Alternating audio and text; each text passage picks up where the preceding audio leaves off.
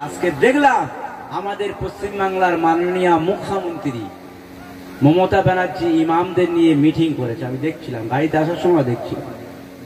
তো সেখানে দেখছি আমাদের কয়েকজন পীর সাহেব পীরজাদারা উপস্থিত আছে, নাম বলবো না আমি। সেই স্টেজে বলা হচ্ছে যে আইনটা দিল্লি পাশ হয়েছে। কোথায় বলে? সংসদে, পার্লামেন্ট কোথায়? দিল্লি। তো দিল্লি পাশ হয়েছে, অতএব দিল্লি গিয়ে আন্দোলন করো। কোথায় আন্দোলন করতে বলছে? দিল্লি। আগামীকাল ক্যানিং পূর্বের বিধায়ক শওকত মোল্লা একই কথা বলেছে, ক্যানিং আপনার দিল্লি গিয়ে আন্দোলন করবে। আমরা ভারতবর্ষের মুসলমান, ভারতবর্ষে বাস করি। ভারতবর্ষের প্রত্যেকটা আনাচে কানাচে এই ওয়াকাবের আন্দোলন হবে, কেউ রুখতে পারবে না। তাতে যদি জান চলে যায় আমাদের চলে যাবে, কোনো দ্বিধাবোধ করবো না। কারণ আমি এটা আগেই বলেছি, এটা হলো আমাদের ইমানি দায়িত্ব। যে মঞ্চে মুখ্যমন্ত্রী বলছে দিল্লি গিয়ে প্রতিবাদ করো, আফসোস লাগে সেই মঞ্চে আমাদের ইমাম, সেই মঞ্চে আমাদের পীরজাদা, সেই মঞ্চে আমাদের মৌলভী সাহেবরা বসে আছে। তাদের কি জবান বন্ধ হয়ে গেছে? তুমি মুখে বলছো আমি পশ্চিম বাংলায় আইনটা লাগু করতে দেব না, কেন্দ্র সরকার যখন পাস করেছে তোমার কি রাজ্যে বাদ দেবে বলে মনে হয়? তুমি মুসলমানদেরকে বোকা পেয়েছো নাকি? মুসলমানদের ললিপপ দেইকে ভুলিয়ে রেখেছো? না বন্ধু, মুসলমান এখন অনেক সজাগ। এই কথাগুলো বলে কিভাবে? এই সকাল মোল্লা মুসলমান না? মুসলমান না? মুসলমান তো। ও বলছে দিল্লি গিয়ে আন্দোলন করো। ওর ইমান আছে বলে মনে হয়? ও শালার ইমান চলে গেছে, ও তওবা করতে বলো। আমাদের বাংলা, আমাদের কোনো অধিকার নেই। মুসলমান পরিবর্তন হোক। মুসলমান হয়েন ছেলেমেয়েরা, আব্বারা, নওজোয়ান তরুণেরা, এ নবী পাকের উম্মত উম্মতিরা, এ রাসূলুল্লাহ দিবানারা, আমার আপনার সামনে এত সহজে দিন আসে না গো। আমার আপনার কাছে এত সহজে দিন আসে না। অনেক কষ্ট করে রাসূলুল্লাহ, এমন কোন যোদ্ধা নেই, এমন কোন যুদ্ধ নেই রাসূলুল্লাহ সশরীরে হাজির হয়নি। প্রত্যেকটা যুদ্ধে আমার রাসূল নিজে গিয়েছিলেন। এ রাসূলুল্লাহ দিবানারা, ও আল্লাহ পাকের নেক বান্দা বান্দিরা, সেই নবীকে যদি প্রকৃত মহাব্বত করো, সেই রাসূলকে যদি প্রকৃত ভালোবাসো, এ নবী প্রেমিকেরা, সেই নবী আমাকে জানিয়ে দিয়ে গেছে, সেই নবী আমাদেরকে জানিয়ে দিয়ে গেছে, আল উলামা ওয়ারাসাতুল আম্বিয়া। এ আমার উম্মতেরা শোনো, তোমরা আলেম উলামাদের সঙ্গে থাকবে। কেন? আমি নবী আর আসবো না। লা নবী আবাদি, আনা খাতামুন নবিয়্যিন। আমার পরে আর কোন নবী আসবে না, আমার পরে আর কোন নবী আসবে না। আমার পরে নবী আসার দরজা বন্ধ হয়ে গেছে। এ আমার উম্মতেরা শোনো শোনো শোনো, তোমরা উলামাদের সঙ্গে থাকবে, তোমরা ইমামদের সঙ্গে থাকবে।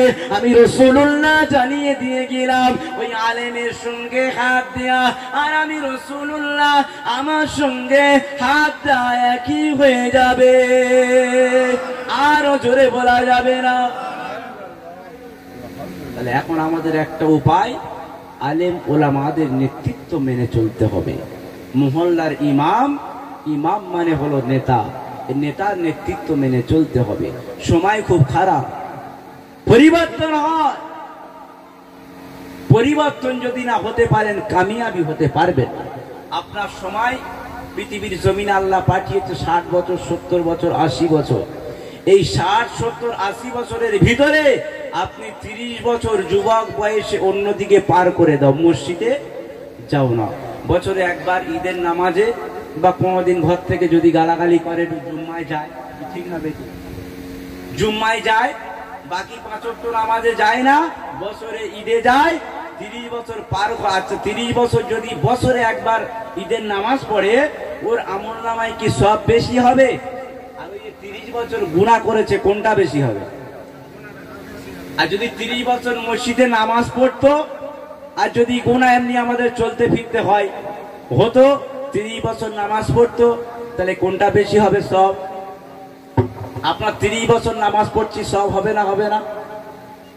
তাহলে আমি আপনি যদি 30-40 বছর হো হো করে লোকের পিছনে কাটিয়ে দিলাম, আমার আখিরাতটাকে বরবাদ করে দিলাম, আর 40 বছর 45 বছর 50 বছর যখন গাল তুবড়ে গেছে বেঁকে গেছে, ভালো করে সূরা ফাতিহা উচ্চারণ করতে পারবে না, তখন মসজিদে গিয়ে আল্লাহ আল্লাহ করবে। ঠিক না বেটি?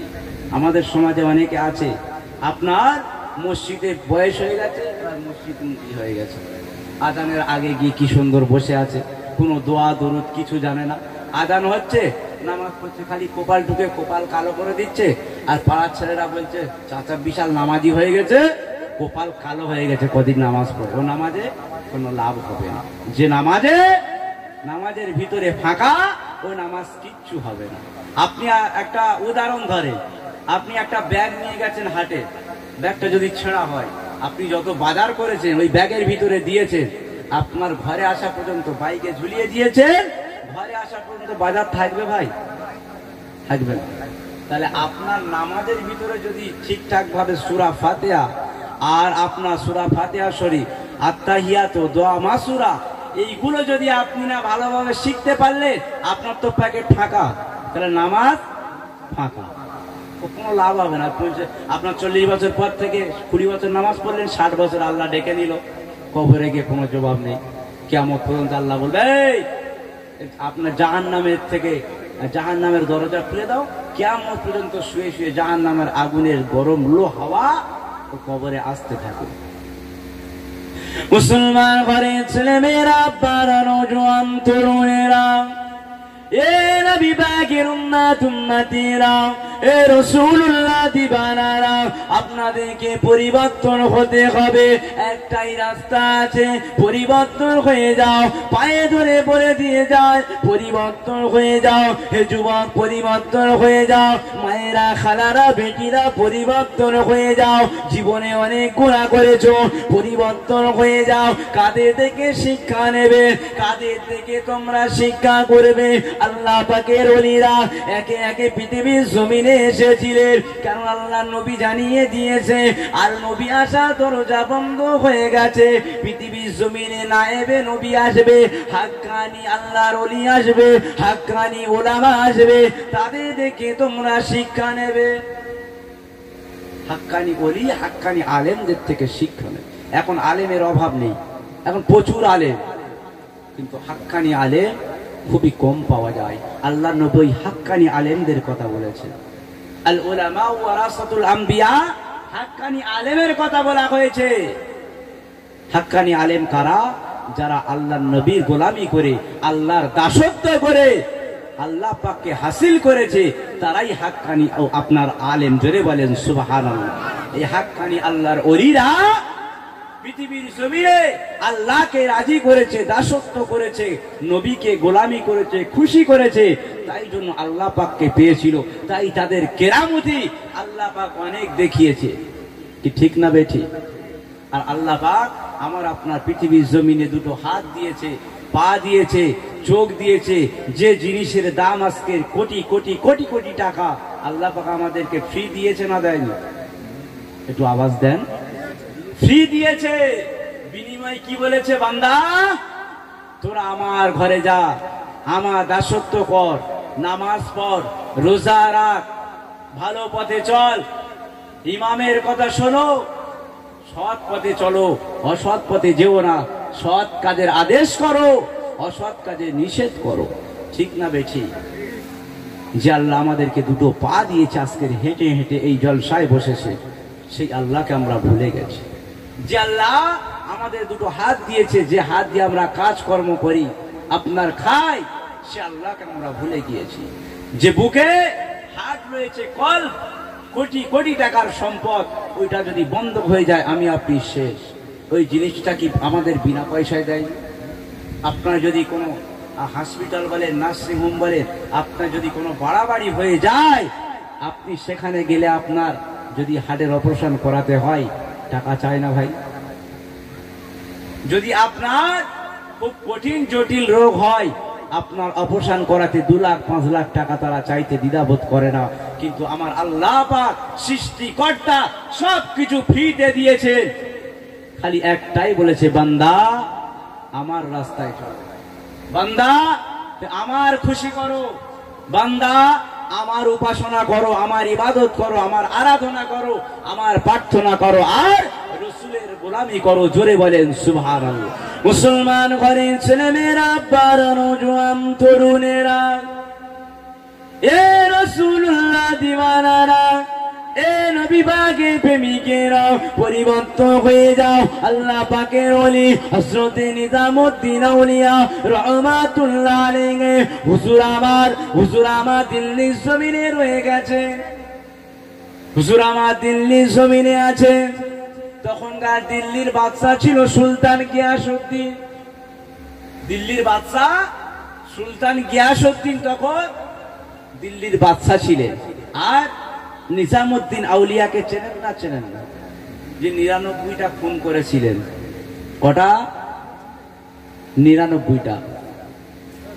বলবো নাকি একটু? ৯৯টা খুন করেছে।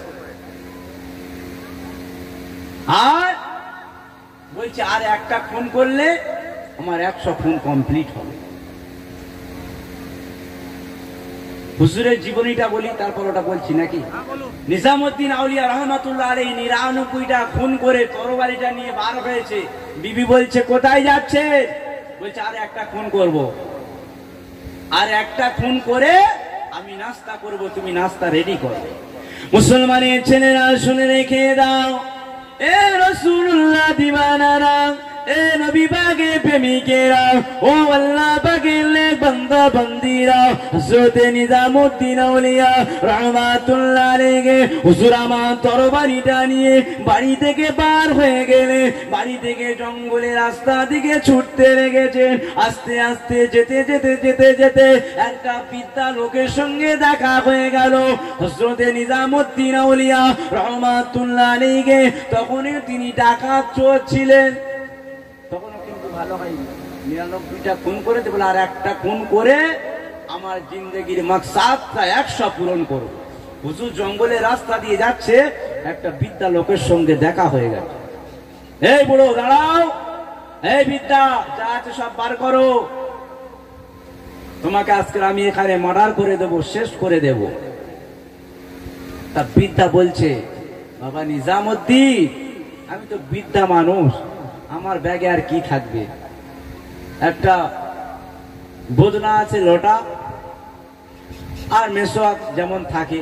একটা নামাজি লোক, বৃদ্ধা লোক। এই নামাজিটা কে বলেন তো? জানা আছে কারো? কে বলেন তো? হ্যাঁ, কে?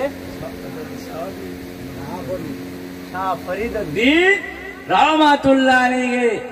হুজুর বৃদ্ধা বলছে, এই নিজামউদ্দিন, আমার এই ব্যাগে তেমন কিছু নেই, আমি বিদ্যা ফকির দরবেশ মানুষ, আমার কাছে একটা লোটা মেসওয়াক ছাড়া আর কি আছে? পুরো সব বার করো, দেখবো কি আছে, আপনার সব তালাশ করে দেখবো।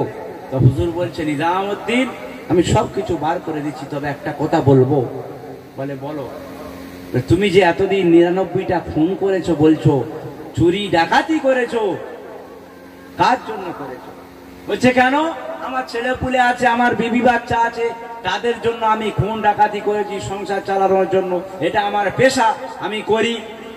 আল্লাহর ওলি শাহ ফরিদউদ্দিন রহমাতুল্লাহ আলাইহি বলছে, হুজুর নিজামউদ্দিন, হে বাবা নিজামউদ্দিন, তুমি যে এই ৯৯টা খুন করেছো, চুরি ডাকাতি করেছো, আত্মসাৎ করেছো, পরের মাল লুট করেছো, তোমার আমলনামায় তো গুনাহ লেখা হয়েছে। বলে হ্যাঁ। বলে কাদের জন্য করেছো বলছিলে? বলে আমার ছেলে পুলে বিবি বাচ্চার জন্য করেছিলাম। বলে একবার বাড়িতে গিয়ে জিজ্ঞাসা করো, এই যে তুমি ৯৯টা খুন করেছো, কিয়ামতের দিনে তো আল্লাহর সামনে তোমাকে জবাবদিহি করতে হবে। নিজামউদ্দিন রহমাতুল্লাহ আলাইহির মাথায় এটা ঢুকে গেছে, আল্লাহ কার কখন হেদায়েত করবে। হ্যাঁ হুজুর তো ঠিক বলেছে। বলে বুড়ো বৃদ্ধা, তুমি পালাবে, আমাকে বাড়ি পাঠিয়ে দিয়ে আর তুমি পালাবে? হুজুর বলছে, নিজামউদ্দিন, যদি আমাকে বিশ্বাস না হয় গাছে বেঁধে রেখে দাও। জোরে বলেন সুবহানাল্লাহ। কে বলছে? শাহ ফরিদউদ্দিন রহমাতুল্লাহ আলাইহি বলছে, আমাকে গাছে বেঁধে রেখে দাও। মুসলমান ঘরের ছেলে মেয়েরা, আব্বারা, নওজোয়ান তরুণেরা, এ রাসূলুল্লাহ দিওয়ানারা, ও ও আল্লাহ পাকের নেক বান্দা বান্দিরা, হযরত নিজামউদ্দিন আউলিয়া রাহমাতুল্লাহ আলাইহি হুজুর আমার হুজুরকে গাছে বেঁধে রেখে দিয়ে এসেছে, দিয়ে বাড়ির দিকে ছুটতে ছুটতে বাড়ির দিকে রওনা দিয়ে দিলে। হুজুর আমার বাড়িতে পৌঁছে গেলে, বাড়িতে পৌঁছে গিয়েছে, বিবি জিজ্ঞাসা করছে, ও আমার স্বামী শোনো, তোমার কি 100 খুন হয়ে গেছে, নাস্তা রেডি করব নাকি? ওই সময় বিবি বলেছিল, ওই সময় আল্লাহর ওলি বলেছিল, নিজামউদ্দিন আউলিয়া বলেছিল, এ আমার প্রাণ প্রিয় বিবি, এ আমার সহধর্মিনী শোনো, আমি যে নিজামউদ্দিন 99 জনকে মার্ডার করে দিয়েছি, আমি নিজামউদ্দিন 99 জনকে মেরে দিয়েছি, পরের মাল আত্মসাৎ করেছি, পরের মাল লুটে পুটে নিয়েছি, চুরি করেছি, ডাকাতি করেছি, খুন করেছি, রাজধানী করেছি। ও আমার বিবি, কাল কিয়ামতের দিনে ময়দানে মাশারেতে আল্লাহ যখন আমার হিসাব নেবে, ও আমার বিবি, তুমি কি আমার হিসাবের ভাগ নেবে? যখন কিয়ামতের দিন আল্লাহ আমার হিসাব নেবে, যখন বলবে, হে নিজামউদ্দিন তোমার গুনাহ এত হয়েছে, তখন তুমি আমার প্রাণপ্রিয় বিবি, তুমি কি আমার গুনার ভাগটা নেবে? তখন বিবি বলছে, কেন আমি নিতে যাব? তুমি আমাকে বিয়ে করেছো, আমি তোমার বউ, আমি তোমার স্ত্রী, তুমি চুরি করবে কি ডাকাতি করবে আমার দেখার দরকার আছে? তুমি আনবে, আমি রান্না করব, সংসার চালাবো। তুমি চুরি করবে কি ডাকাতি করবে আমার তো দেখার দরকার নাই। আর আমি কেন তোমার পাপের বোঝা কিয়ামতের দিন নিতে যাব? বুঝতে পারছেন? আওয়াজ বুঝতে পারছেন? পাপের ভাগ আমি নিতে পারবো না, বিবি না বলে দিয়েছে। মুসলমানের ছেলেরা শুনে রেখে দাও, এ রাসূলুল্লাহ দিবানারা, ও রবি বাগে প্রেমিকেরা, হযরত নিজামউদ্দিন আউলিয়া রাহমাতুল্লাহ আলাইহি হুজুরের চোখ ভরা পানি, হুজুরের বুক ভরা ব্যথা নিয়ে বাড়ি থেকে পার হয়ে গেছে। বাড়ি থেকে পার হয়ে কিছুটা দূরে গেছে, ছেলের সঙ্গে দেখা হয়ে গেল। এ বাবা ছেলে, এ বাবা শোনো, বাবা শোনো, খোকা তুমি একটুখানি শোনো। বলে, আব্বা জান একবার তাড়াতাড়ি বলো।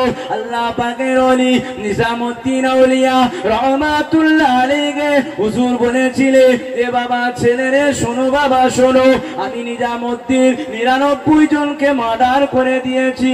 আমি নিজামউদ্দিন পৃথিবীর জমিনে অনেক গুন্ডা মুস্তানি করেছি, খুন করেছি, রাজধানী করেছি, পরের মাল লুটে নিয়েছি, তোদেরকে খাইয়ে পয়রে বড় করেছি, তোমাদেরকে মানুষ করেছি। এ বাবা ছেলে, কাল যখন কিয়ামতের দিনে আমি নিজামউদ্দিন আমার হিসাব নিকাশ হবে, মিজানের পাল্লা যখন ধরবে, এ বাবা ছেলে তুমি কি আমার গুনার ভাগ নেবে? ছেলে বলছে, কেন আমি নিতে যাব তোমার গুনার ভাগ? তোমার গুনার ভাগ আমি কেন নিতে যাব? আমি তো আপনার ছেলে, আমি তো আপনার ছেলে, আমার উপর আপনার দায়িত্ব আছে। আপনি আমাকে মানুষ করবেন, আপনি চুরি করবেন কি ডাকাতি করবেন আমার তো দেখার দরকার নাই। অতএব আমি আপনার পাপের ফল নিতে পারবো না, গুনার ভার আমি নিতে পারবো না।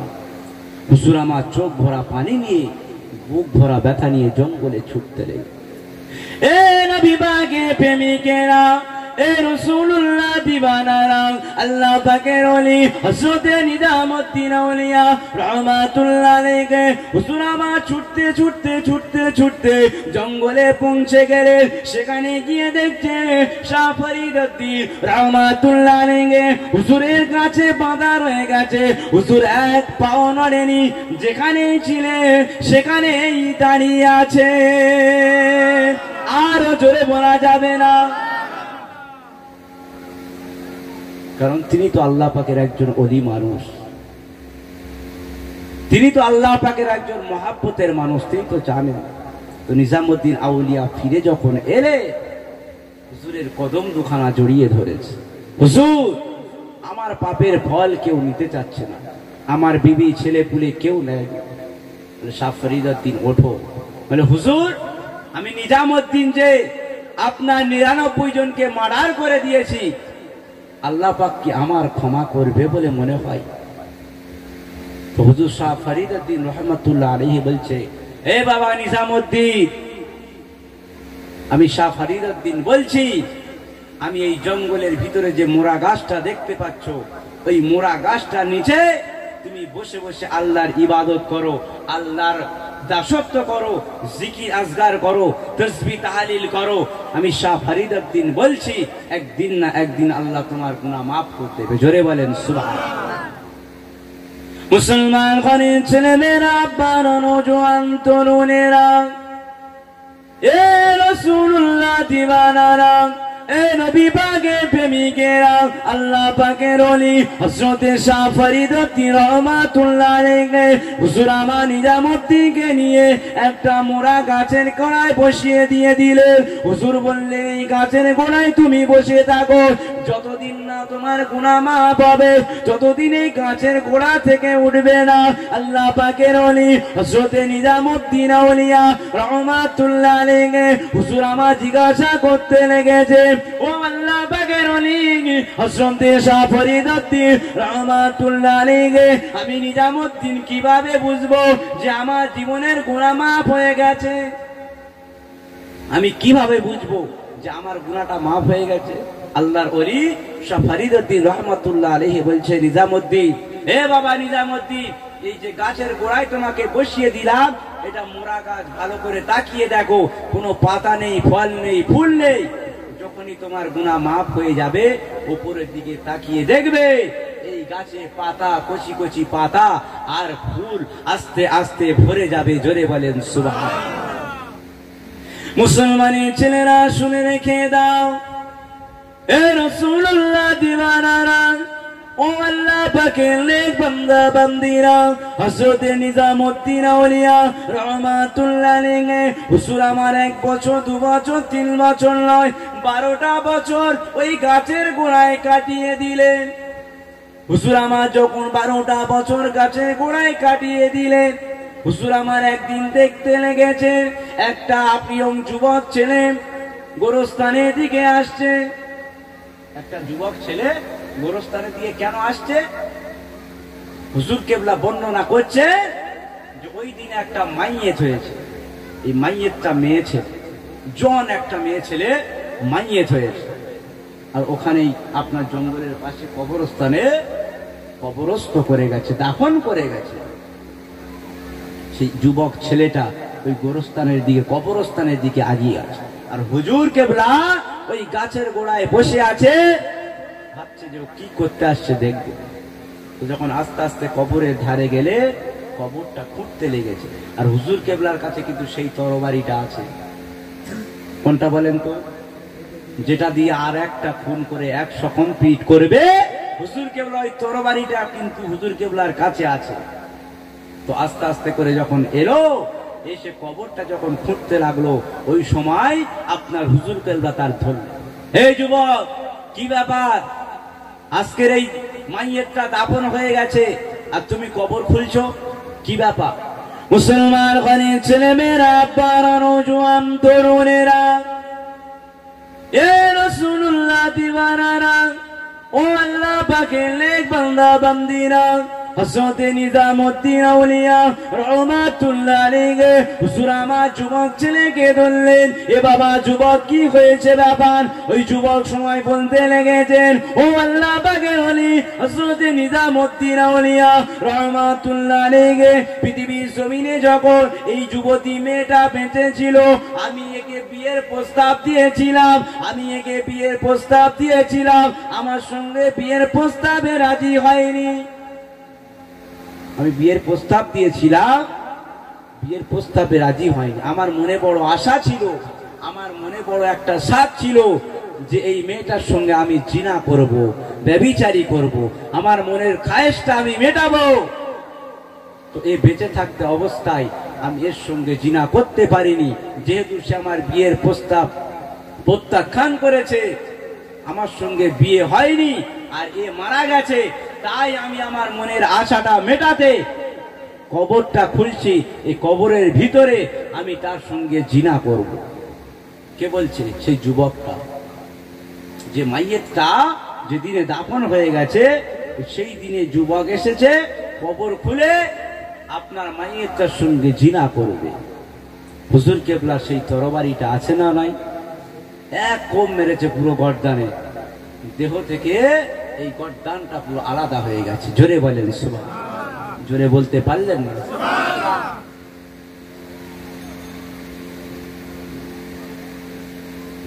যখনই গর্দানটা আলাদা হয়ে গেছে তো আল্লাহর ওলি নিজামউদ্দিন আউলিয়া রহমাতুল্লাহ আলাইহি ভাবছে যে আমি 99টা খুন করেছি, আল্লাহ এখনো আমার গুনাহ মাফ করেনি।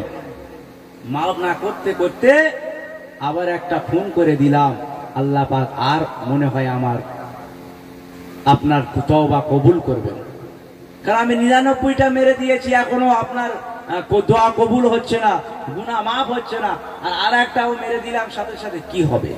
মুসলমান ঘরের ছেলেমেয়েরা, আব্বারা, নওজোয়ান তরুণেরা, এ নবী পাকের উম্মত উম্মতিরা, এ রাসূলুল্লাহ দিওয়ানারা, আল্লাহ পাকের ওলি হযরত নিজামউদ্দিন আউলিয়া রাহমাতুল্লাহ আলাইহি হুজুর আমার বসে বসে ভাবতে লেগেছে।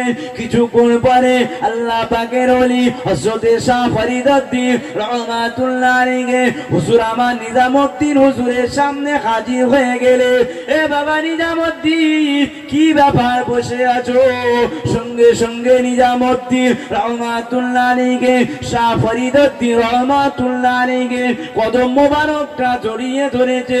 হুজুর আমার বেয়াদবি মাফ করবেন, হুজুর আমার গোস্তাগিটা ক্ষমা করবেন, আমি আর একজনকে মার্ডার করে দিয়েছি। ওই সময় আল্লাহ পাকের ওলি শাহ ফরিদউদ্দিন রহমাতুল্লাহ আলাইহি হুজুর বলেছিলেন, এ বাবা নিজামউদ্দিন, ও বাবা নিজামউদ্দিন, তোমার মাথা খানা তোলো, তোমার মাথা খানা একটিবার তোলো। আমি শাহ ফরিদউদ্দিন সব জানি, আমি শাহ ফরিদউদ্দিন কাশফের সাহায্যে সব কিছু দেখতে পেয়েছিলাম। একবার মাথাটা তুলে দেখো, একবার গাছের দিকে তাকিয়ে দেখো। এ বাবা নিজামউদ্দিন, তুমি গাছের দিকে তাকিয়ে দেখো। আল্লাহ পাকের ওলি হযরত নিজামউদ্দিন আউলিয়া রহমাতুল্লাহ আলাইহি হুজুর আমার মাথাটা তুলে দেখছে, যে গাছটা মোরা গাছ ছিল ওই গাছটাতে আপনার ফল ফুলে ভর্তি হয়ে গেছে। আরো জোরে বলা যাবে না। আপনার যেটা শাহ ফরিদউদ্দিন বলেছিল যে গুনাহ মাফ যদি হয়ে যায় তাহলে গাছের পাতা নতুন করে গজাবে, হুজুর মাথা তুলে দেখছে যে গাছে নতুন নতুন পাতা, ফল ফুল ভর্তি হয়ে গেছে। জোরে বলেন সুবহানাল্লাহ। তাহলে যদি 99 100টা খুন করে তার তওবা যদি আল্লাহ কবুল করে, আর আমি আপনি কত গুনাহ করেছি, তার থেকে বেশি মনে হয়? কথা বলে না, তার থেকে বেশি? তার থেকে বেশি নয়। তাহলে আমি আপনি যদি মসজিদে গিয়ে একবার তওবা করি, ইনশাআল্লাহ আল্লাহ আমাদের তওবাটা কবুল করবে। জোরে বলেন সুবহানাল্লাহ। নিশ্চয়ই আল্লাহ আমাদেরকে কবুল করবে। তাহলে আমাদের তওবা করতে হলে খালেস নিয়ত থেকে তওবা করে মসজিদে মুখী হয়ে যাও। মুসলমান, এখনো সময় আছে, একটি মাত্র সময়, লাস্ট সুযোগ তোমার দেয়া হচ্ছে, মসজিদে নামাজ ধরো। এই নামাজই তোমার পারবে সারা জীবনের জিন্দেগিটা উল্টে দিতে, পরিবর্তন করে দিতে। জোরে বলেন সুবহানাল্লাহ। আরো জোরে বলেন সুবহানাল্লাহ। নারে তাকবীর, নারে তাকবীর। তাহলে পরিবর্তন হলে মসজিদমুখী হতে হবে। আর যদি বলেন না আমি পরিবর্তন হব না, তো আপনি আপনার রাস্তা দেখেন। আপনি যদি মনে করেন আলেম ওলামার কথা শুনবো না, আপনি আপনার রাস্তা দেখেন। কারণ আমাদেরকে সৎ কাজের আদেশ আর অসৎ কাজের নিষেধ আমার নবী পাক জানিয়েছে, আলেম ওলামারাই দেবে। জোরে বলেন সুবহানাল্লাহ। একটু জোরে হয় না সুবহানাল্লাহ? অনেকে আমাদের বিরুদ্ধে সমালোচনা করে, চলে যাওয়ার পরে করে। এটা এক একটা শ্রেণীর এক একটা মানুষের অভ্যাস, চরিত্র। চলে যাওয়ার পরে সকালবেলা চায়ের দোকানে গীবত করতে থাকে যে অমুক আলেম এসেছিল, কি ওয়াজ করেছে, কি ওয়াজ করেছে। তুমি চায়ের দোকানে বসে বসে আমি কি ওয়াজ করেছি তুমি তো বুঝতে পারবে না। আমার ওয়াজ বুঝতে হলে এই মজলিসে বসতে হবে, তবে তো বুঝতে পারবে। কথা ঠিক না বেঠি? কথা ঠিক না বেঠিক ভাই? ওয়াজ বুঝতে হলে মজলিসে বসতে হবে। আছে না নয়? সমাজে অনেক গীবতকারী, আপনার চগলখড়ি, এরা আপনার সকালবেলায় গিয়ে মসজিদে আলেমদের বিরুদ্ধে, মসজিদের ইমাম সাহেবের বিরুদ্ধে গীবত করে না করে না? মসজিদের ইমাম সাহেবগুলো এমনি পালায়। আমি কিন্তু সব জায়গায় গিয়ে বলি, মসজিদের ইমাম সাহেবদের পিছনে কাঠি দেওয়া হয়। কেমন কাঠি? আচ্ছা, মসজিদের ইমাম সাহেবরা পড়াশোনা করে এসছে নাকি বিনা পড়াশোনা ইমামতি দাঁড়িয়ে গেছে? পড়াশোনা করে এসছে, 10 বছর 12 বছর 6 বছর।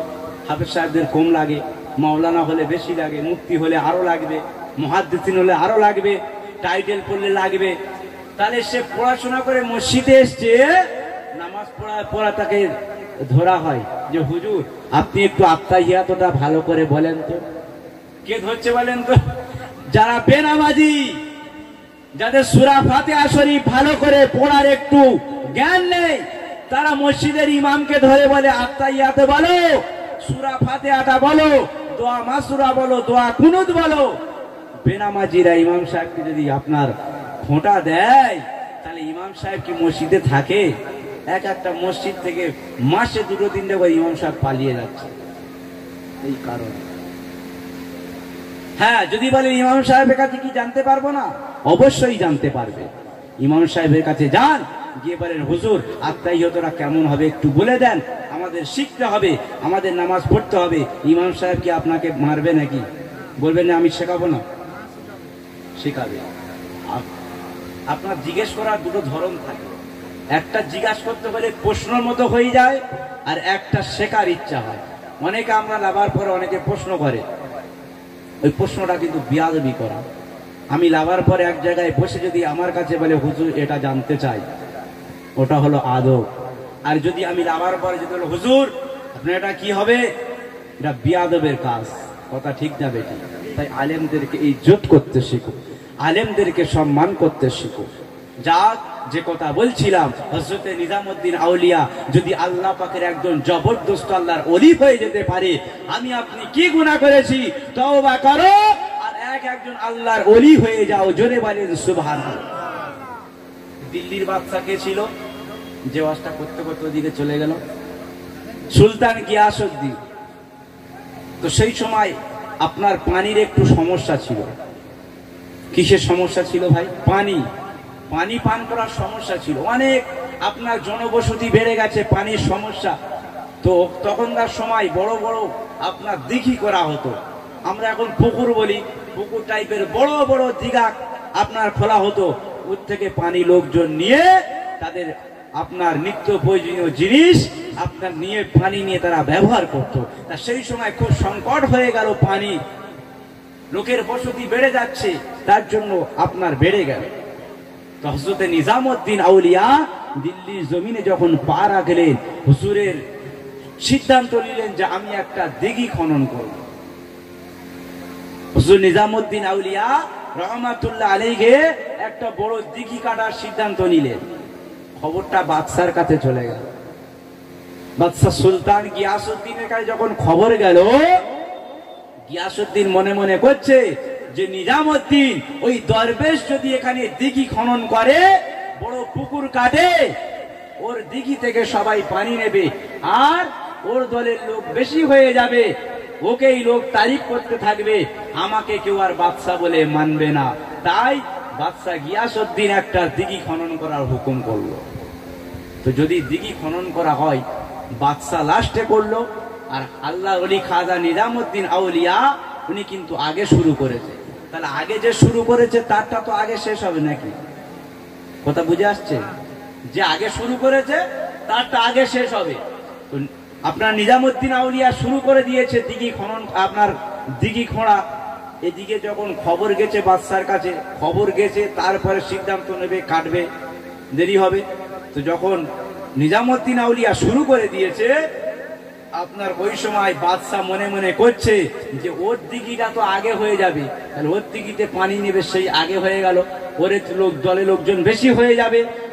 তাহলে এক কাজ করা যাবে। কি করা যাবে? আমি বাদশা হুকুম জারি করে দেব, আজকের পর থেকে আমি বাদশা আমার দিঘিতে কাজ করবে, কেউ অন্য জায়গায় কাজ করতে পারবে না। কি গো, আগে ছিল না? ফেরাউনকে চেনেন, নমরুদকে চেনেন, সাদ্দাতকে চেনেন, হিটলারকে চেনেন, এরা অনেক বড় বড় বাদশা ছিল পৃথিবীতে, কিন্তু এদেরকে এক একজনকে আল্লাহ পাক পৃথিবীর জমিনে আপনার নাম নিশানা মিটিয়ে দিয়েছে। তাই বাদশা গিয়াসউদ্দিন সমস্ত দিল্লির জমিনে কাজ বন্ধ করে রেখেছে।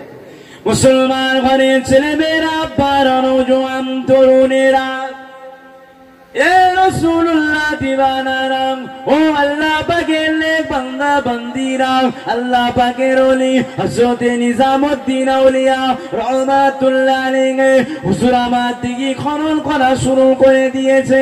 এদিকে বাদশা গিয়াসউদ্দিন দিঘি খনন করার সিদ্ধান্ত নিয়েছে।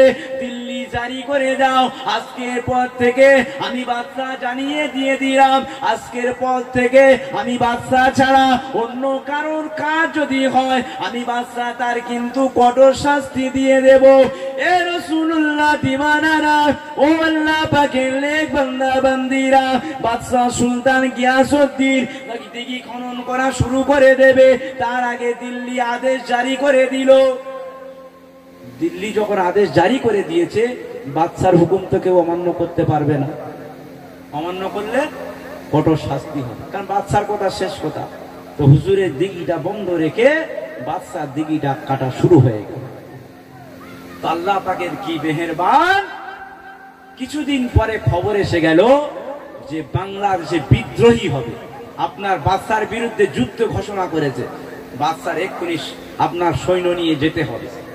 তো বাদশা তো মুসিবতে পড়ে গেছে, এদিকে দিঘি খনন করা হচ্ছে, আমি যদি চলে যাই তাহলে নিজামউদ্দিন আউলিয়া রহমাতুল্লাহ আলাইহি দিঘি তাড়াতাড়ি হয়ে যাবে।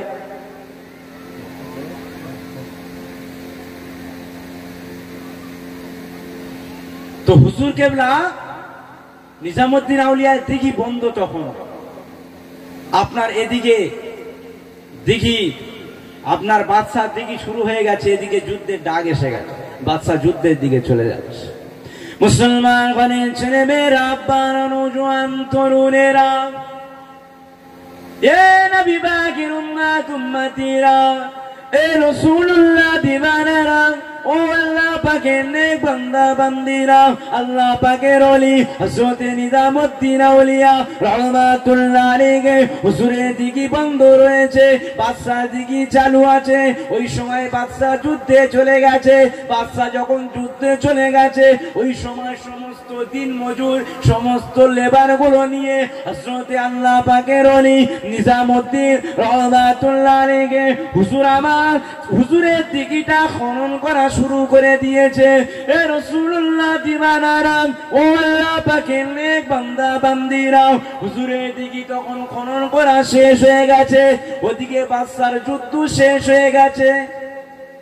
খবর আসতে দিল্লি যে বাদশা আপনার বাংলাদেশ থেকে যুদ্ধ করে ফিরছে, এদিকে হুজুরের দিঘি খনন করা শেষের মুখে, প্রায় শেষ হয়ে গেছে। তো হুজুরের যে দিন মজুর লেবার গুলো যারা আপনার বাদশার কাজ করছিল, তারা আবার ভয় খাচ্ছে যে হুজুর এসে দেখবে, বাদশা এসে দেখবে যে তার দিঘি পড়ে আছে, তার পুকুর পড়ে আছে, আমরা অন্য জনার আপনার খাজা নিজামউদ্দিন রহমাতুল্লাহ আলাইহি দিঘি খনন করছি, বাদশা তো আমাদের কঠোর শাস্তি দেবে। ছুটে ছুটে এসে হযরত নিজামউদ্দিন আউলিয়ার কাছে এসে, মুসলমানের ছেলেরা শুনে রেখে দাও, এ নবী পাকের প্রেমিকেরা, ও আল্লাহ পাকের নেক বান্দা বান্দিরা, হুজুরের কাছে চলে এলেন। হুজুর কেবলা কি হবে, আমাদেরকে বাঁচান।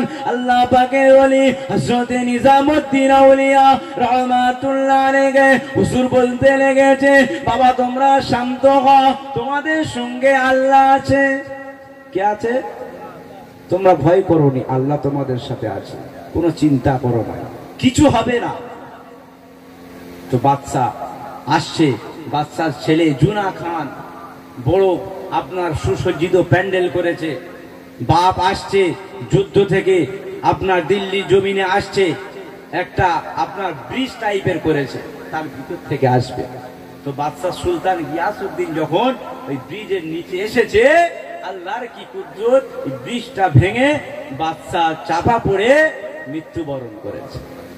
বাদশা দিল্লি আসতে পারল না। দিল্লি পা দিতে পারলো না। তখন হুজুর কেবলার সঙ্গীরা মনে মনে চিন্তা করছে যে আমরা যখন হুজুর কেবলার কাছে গেলাম, হুজুর কেবলা একটি কথা বললেন, বাবা তোমরা চিন্তা করো না, ভয় নেই, তোমাদের কিছু হবে না, তোমাদের সঙ্গে আল্লাহ আছে। আর আমাদের সঙ্গে কে আছে?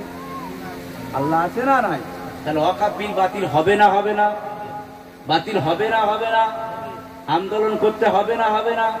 ঘরে বসে থাকলে হবে?